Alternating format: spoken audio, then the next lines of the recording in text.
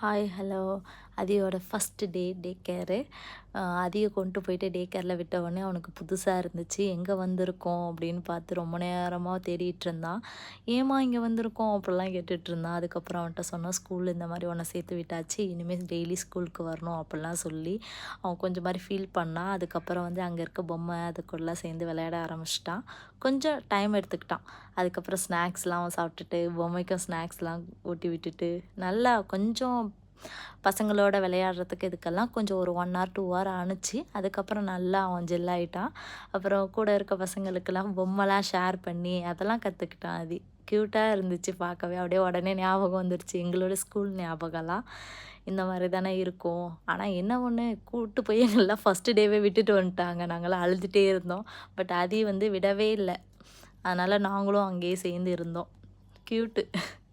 நல்லா என்ஜாய் பண்ணோம் ஆனால்.